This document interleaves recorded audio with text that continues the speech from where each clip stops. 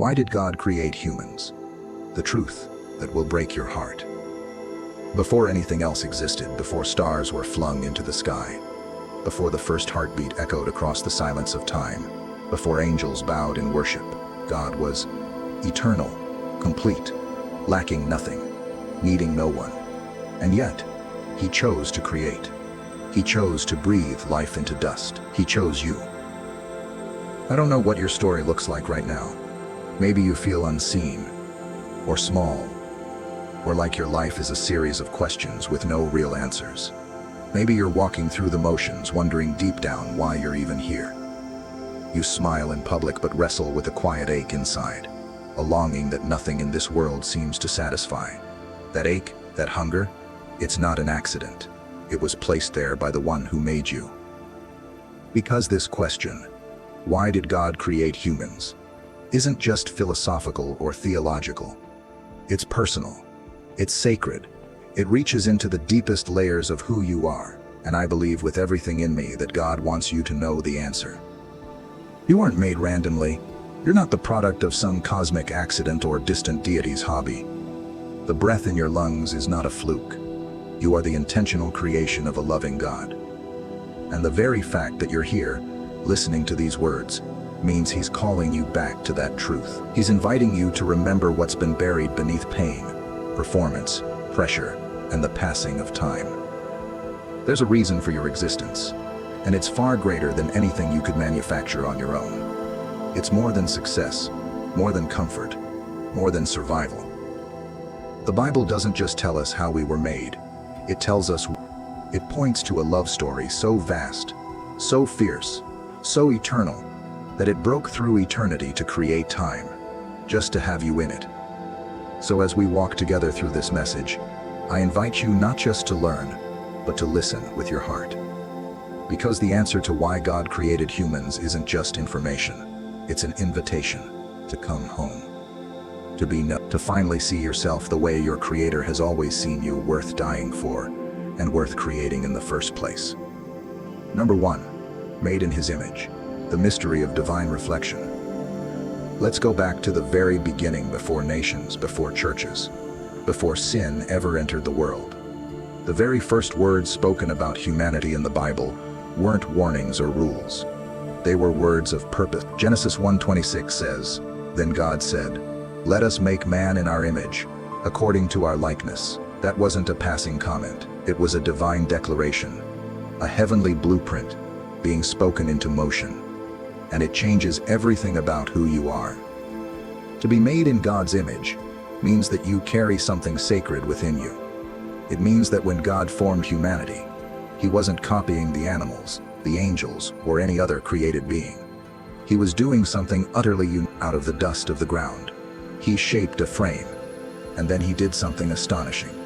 He breathed His own breath into it. That's the moment the soul was born. That's the moment humanity became something more than flesh and bone. We became image bearers of the living God. But what does it mean practically to bear His image? It means we are spiritual, we are relational, we are moral, we are creative. We have the capacity to love, to reason, to forgive, to choose, to create beauty, and to recognize truth. These are not random traits. They are reflections, echoes of the God who made us. When a child shows kindness, when a person forgives an enemy, when we create art or defend justice, we are mirroring God, even if we don't always realize it. And yet, bearing His image also gives us value that nothing else can. This is where your worth comes from. Not from what you achieve, not from what others say, not from how much you have or don't have, but from the fact that you were made by God for God, in the image of God. That means every life matters, every person has worth, every soul has eternal significance, because it carries the fingerprints of heaven. Of course, sin entered the world and shattered that mirror. Our reflection of God became distorted, blurred by selfishness, broken by pride, stained by shame. But here's the miracle. Even in our brokenness, the image of God remains. It may be cracked, but it's not erased. And that's why Jesus came, to restore the image, to cleanse the mirror, to make us new again. Through Christ, we are not just forgiven, We are restored to our original design. So when you ask, why did God create humans? The first answer is this: to carry his image into the world. You were made to reflect him, to be a living testimony of who he is. That's not a small task. That's not an accidental life. That's a holy calling. You were never random. You were handcrafted by a holy God who chose to place his image in you. Number 2, for relationship, not religion. God's deep desire for communion. If you've ever felt a quiet emptiness in your heart, a longing that no amount of success, comfort, or even relationships could fully satisfy, there's a reason. You were created for relationship. Not just with people, but with the very one who breathed life into your soul. The Bible doesn't begin with a list of rules. It begins with a relationship. In Eden, God didn't just observe Adam and Eve from a distance. He walked with them in the garden, in the cool of the day. That picture is breathtaking. The God of the universe, walking beside his creation, not because he had to, but because he wanted to. Why would God do that? Why would the Almighty choose to draw near to dust? Because love desires nearness. Love desires communion. From the very beginning, God's desire was not just to create humans, it was to know them, and for them to know him. He didn't create us to perform rituals. He created us to experience intimacy with him, to hear his voice, to share our hearts, to walk with him, not as slaves, but as sons and daughters. Think about it. God didn't need anything. He is self-sufficient, complete within the eternal fellowship of the Father, Son, and Holy Spirit. He wasn't lonely. He wasn't bored. He didn't make humans because he was lacking something.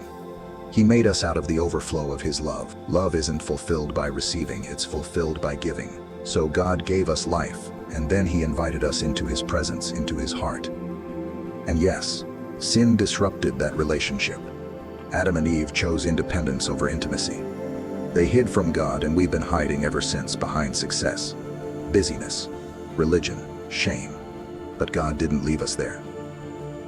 The entire story of Scripture is the story of God pursuing us again and again, from the tabernacle in the wilderness to the cross on Calvary. God's mission has been clear: to be with us once more.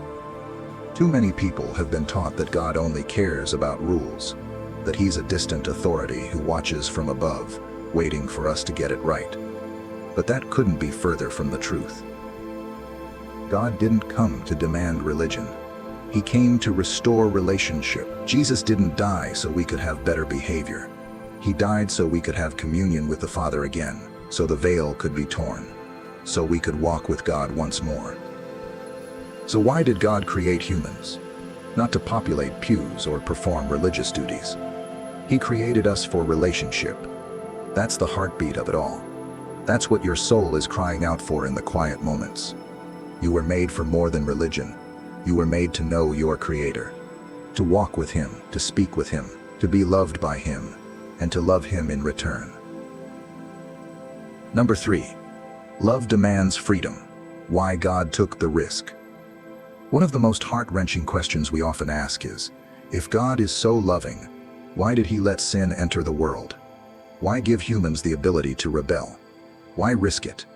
The answer, though painful, is powerful. It all comes down to this: real love must be freely chosen. Forced love is not love at all. God created humanity not as programmed beings but as persons with free will, because he wanted relationship, not control. Think about it. If God had created us without the capacity to choose, we would have been no different than machines. We could have followed commands, repeated prayers, maybe even acted righteously. But it would all be hollow, robotic, devoid of heart. But God is not interested in hollow obedience.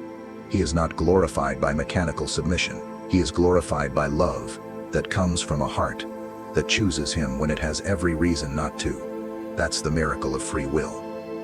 But with that freedom came risk. God knew that giving us the power to choose love also meant giving us the power to reject him. And that's exactly what happened in the garden. Adam and Eve made their choice, and humanity has been bearing the consequences ever since. Pain, death, betrayal, sickness, war. All of it stems from that freedom being misused. Yet even knowing all of this beforehand, God still chose to create us. That's how much He values authentic love. This wasn't a mistake, it was a risk, born out of divine love. Because from the very beginning, God had a plan, not just to give freedom, but to redeem it. He wasn't caught off guard by sin. He already had the cross in mind. Revelation 13:8 refers to Jesus as the Lamb who was slain from the foundation of the world. That means God didn't create us and then react to our failure. He created us with the cross already in His heart. Let that sink in. Before you were ever born, before Adam ever sinned, Jesus had already said yes to the nails. That's the depth of God's love. He created us knowing we would fall, but even more, knowing He would come to lift us back up.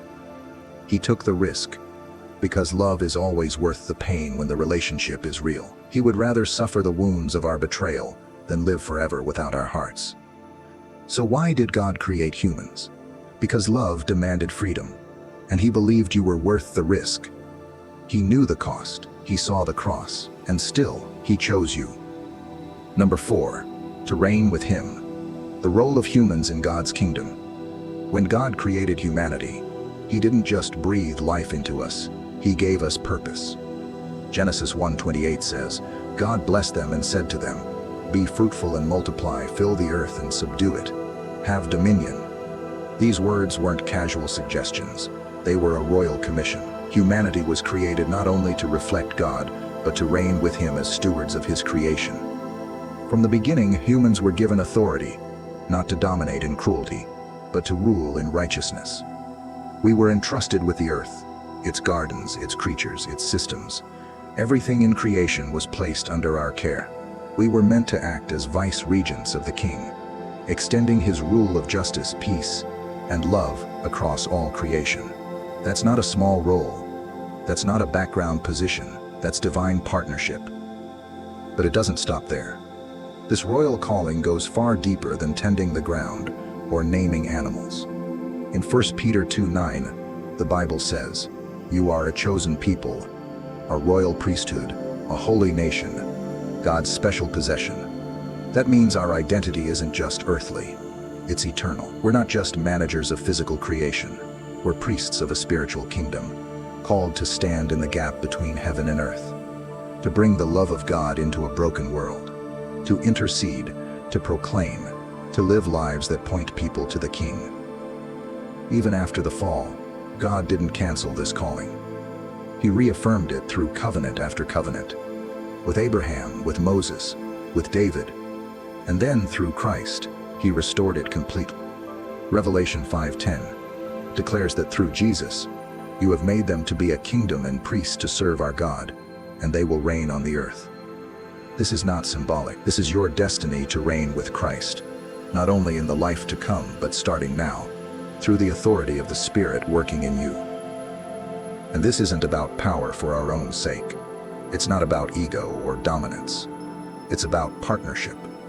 God invites us to join Him in the work of redemption, to care for the weak, to speak truth, to shine light in the darkness. Every time you pray for someone, serve someone, or speak life where there's death, you are stepping into your original purpose. You are reigning with God. So why did God create humans? Not to sit idly, not to merely survive, but to rule alongside Him in love, truth, and righteousness. You were created to walk in royal purpose, to reflect His authority with humility, to be more than a bystander in this world. You were made to change it, with heaven's power flowing through your surrendered heart. Number 5. Jeremías, capítulo 29, versículo 11 al 14. Porque yo sé muy bien los planes que tengo para ustedes, afirma el Señor, planes de bienestar y no de calamidad, a fin de darles un futuro y una esperanza. Entonces ustedes me invocarán y vendrán a suplicarme, y yo los escucharé.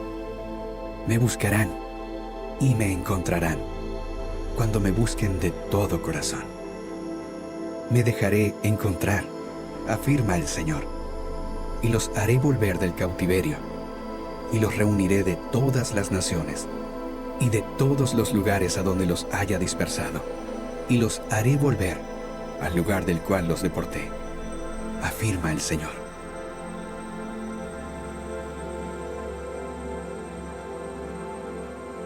Juan, capítulo 3, versículo 16 al 17.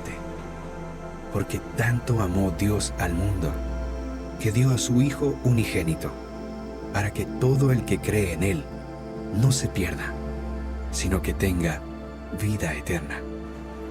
Dios no envió a su Hijo al mundo para condenar al mundo, sino para salvarlo por medio de Él.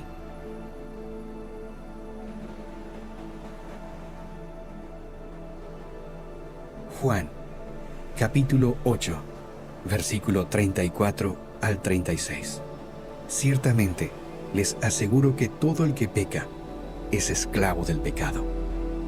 Respondió Jesús. Ahora bien, el esclavo no se queda para siempre en la familia, pero el Hijo sí se queda en ella para siempre. Así que, si el Hijo los libera, serán ustedes verdaderamente libres.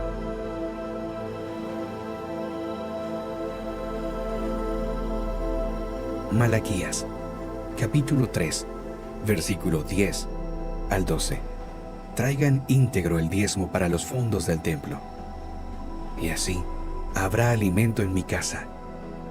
Pruébenme en esto, dice el Señor Todopoderoso, y vean si no abro las compuertas del cielo y derramo sobre ustedes bendición hasta que sobreabunde. Exterminaré a la langosta para que no arruine sus cultivos y las vides en los campos no pierdan su fruto, dice el Señor Todopoderoso. Entonces todas las naciones los llamarán a ustedes dichosos, porque ustedes tendrán una nación encantadora, dice el Señor Todopoderoso.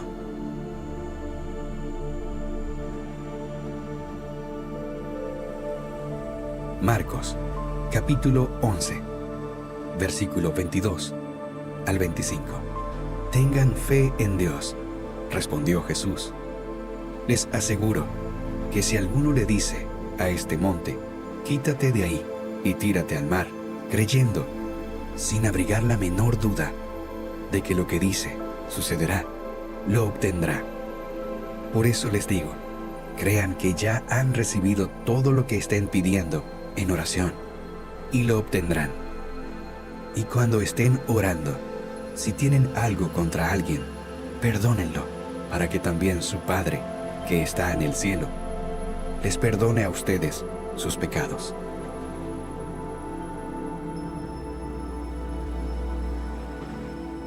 Josué, capítulo 1, versículos 6 al 9. Sé fuerte y valiente, porque tú harás que este pueblo herede la tierra que les prometí a sus antepasados. Solo te pido que tengas mucho valor y firmeza para obedecer toda la ley que mi siervo Moisés te ordenó. No te apartes de ella para nada. Solo así tendrás éxito donde quiera que vayas. Recita siempre el libro de la ley y medita en él de día y de noche. Cumple con cuidado todo lo que en él está escrito. Así prosperarás y tendrás éxito. Ya te lo he ordenado. Sé fuerte y valiente. No tengas miedo ni te desanimes, porque el Señor tu Dios te acompañará donde quiera que vayas.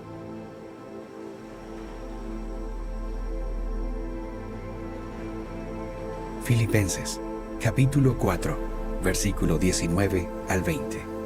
Así que mi Dios les proveerá todo lo que necesiten, conforme a las gloriosas riquezas que tiene en Cristo Jesús. A nuestro Dios y Padre, sea la gloria por los siglos de los siglos. Amén.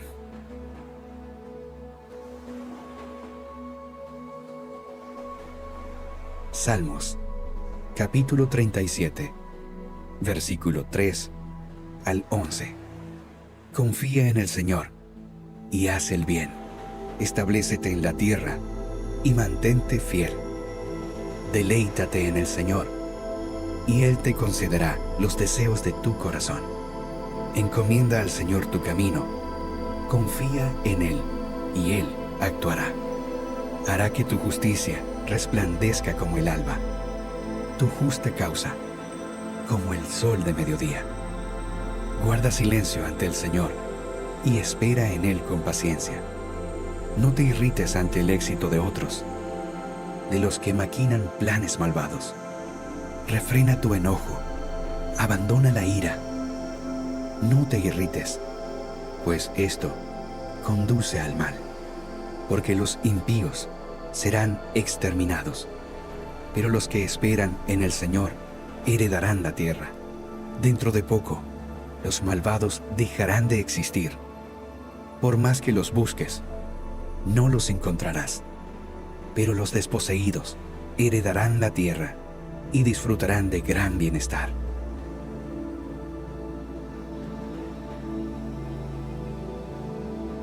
Salmos, capítulo 50, versículo 14 al 15.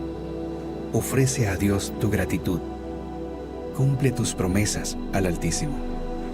Invócame en el día de la angustia.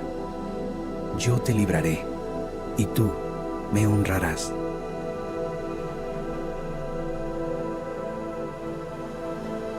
Apocalipsis, capítulo 2, versículo 5 al 7. Recuerda de dónde has caído. Arrepiéntete y vuelve a practicar las obras que hacías al principio. Si no te arrepientes, iré y quitaré de su lugar tu candelabro. Pero tienes a tu favor que aborreces las prácticas de los nicolaítas, las cuales yo también aborrezco. El que tenga oídos, que oiga lo que el Espíritu dice a las iglesias.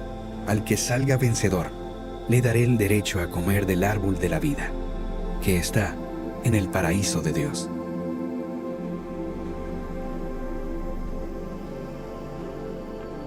Apocalipsis, capítulo 2, versículo 10 al 11. No tengas miedo de lo que estás por sufrir. Te advierto que a algunos de ustedes el diablo los meterá en la cárcel para ponerlos a prueba y sufrirán persecución durante 10 días. Sé fiel hasta la muerte y yo te daré la corona de la vida. El que tenga oídos, que oiga lo que el Espíritu dice a las iglesias. El que salga vencedor no sufrirá daño alguno de la segunda muerte.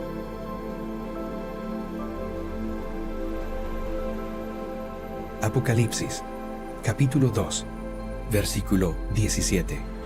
El que tenga oídos, que oiga lo que el Espíritu dice a las iglesias. Al que salga vencedor, le daré del maná escondido, y le daré también una piedrecita blanca, en la que está escrito un nombre nuevo, que solo conoce el que lo recibe.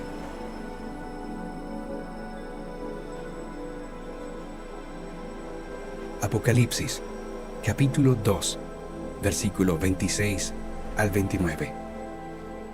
Al que salga vencedor y cumpla mi voluntad hasta el fin, le daré autoridad sobre las naciones, así como yo la he recibido de mi Padre, y él las gobernará con puño de hierro. Las hará pedazos, como a vasijas de barro. También le daré la estrella de la mañana. El que tenga oídos, que oiga lo que el Espíritu dice a las iglesias.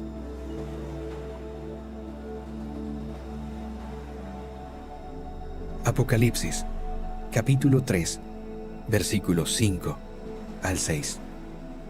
El que salga vencedor se vestirá de blanco. Jamás borraré su nombre del libro de la vida, sino que reconoceré su nombre delante de mi Padre y delante de sus ángeles. El que tenga oídos, que oiga lo que el Espíritu dice a las iglesias.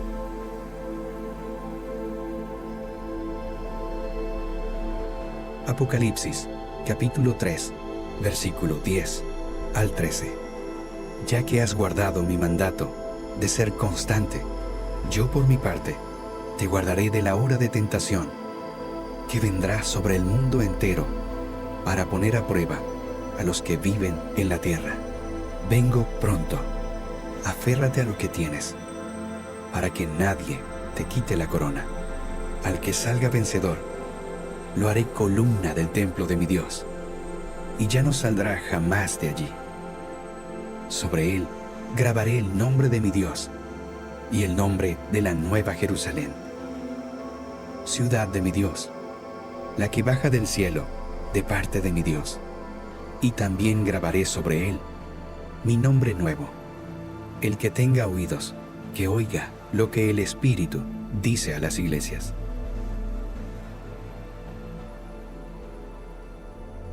Apocalipsis, capítulo 3, versículo 20 al 22.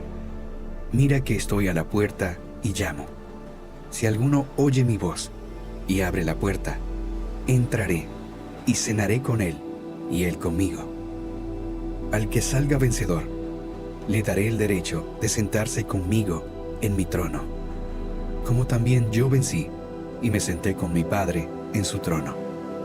El que tenga oídos, que oiga lo que el Espíritu dice a las iglesias.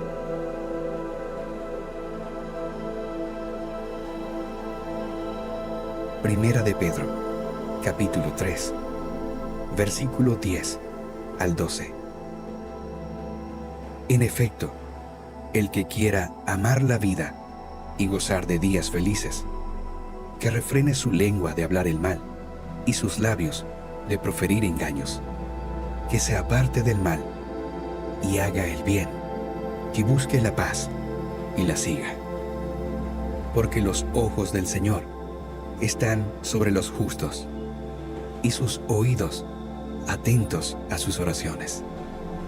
Pero el rostro del Señor está contra los que hacen el mal.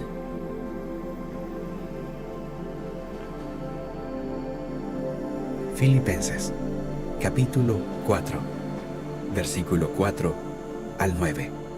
Alégrense siempre en el Señor. Insisto, alégrense. Que su amabilidad sea evidente a todos. El Señor está cerca. No se inquieten por nada. Más bien, en toda ocasión, con oración y ruego, presenten sus peticiones a Dios y denle gracias. Y la paz de Dios, que sobrepasa todo entendimiento, cuidará sus corazones y sus pensamientos en Cristo Jesús. Por último, hermanos, consideren bien todo lo verdadero, todo lo respetable, todo lo justo, todo lo puro, todo lo amable, todo lo digno de admiración. En fin, todo lo que sea excelente o merezca elogio. Pongan en práctica lo que de mí han aprendido, recibido y oído,